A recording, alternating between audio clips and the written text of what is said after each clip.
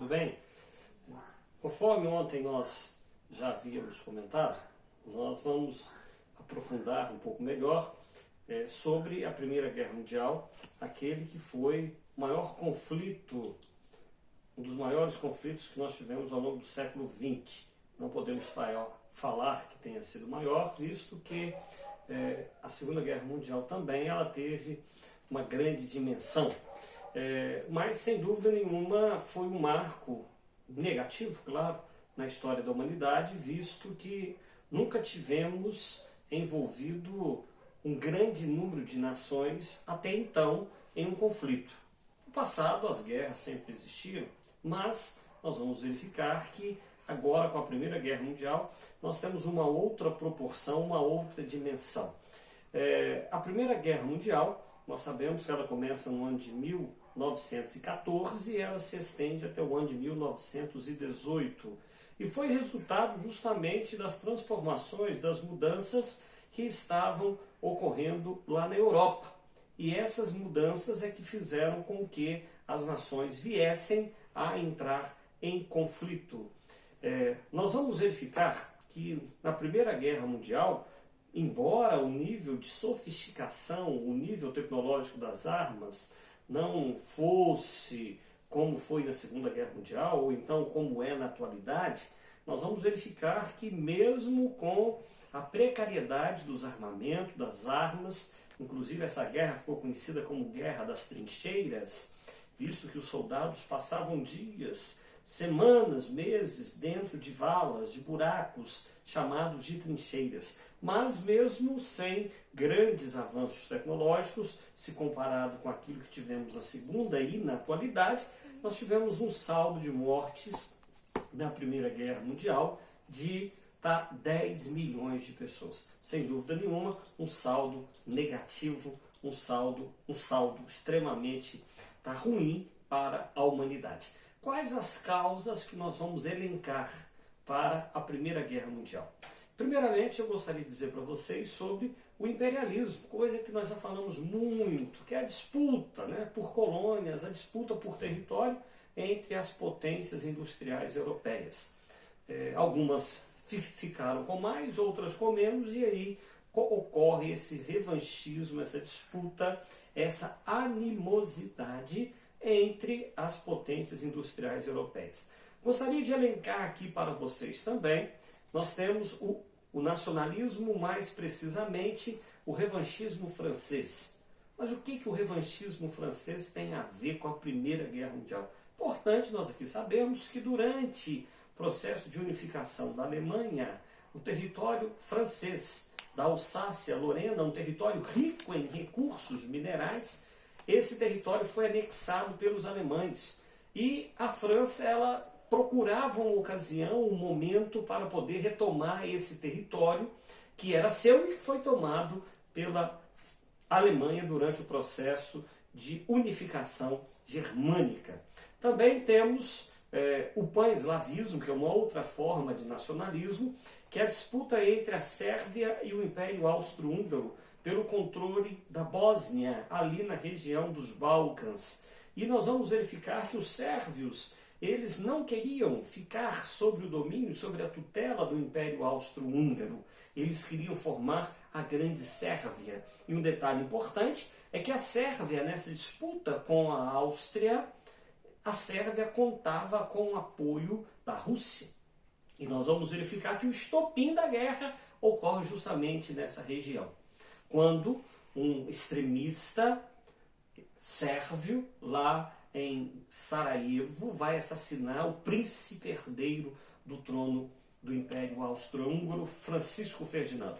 E também podemos comentar que é uma outra causa da Primeira Guerra Mundial, a corrida armamentista, visto que as nações, elas haviam corrido e muito para se armar à medida que as tensões aumentavam cada vez mais. Então nós temos esses fatores como causas. Gostaria de elencar aqui para vocês novamente qual foi o estopim que determinou. O clima já estava de animosidade, mas faltava um estopim, algo para deflagrar a guerra. E esse estopim é isso que eu falei para vocês. a morte do príncipe austríaco, o arquiduque Francisco Ferdinando, lá em Sarajevo, lá na região da Bósnia.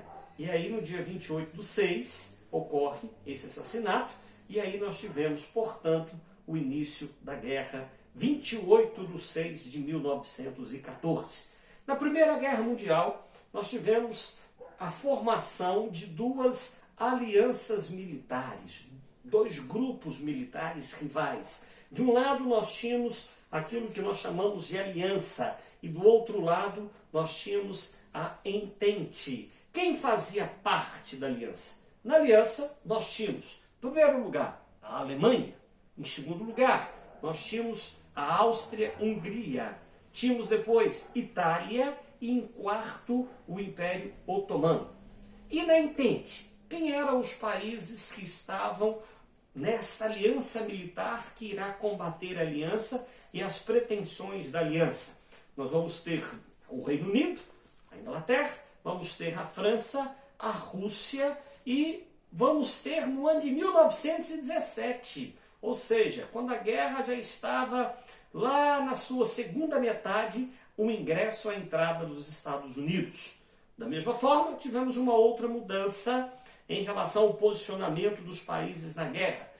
Nós vamos ter a saída da Itália da aliança mudando de lado quando a guerra começa em 1914.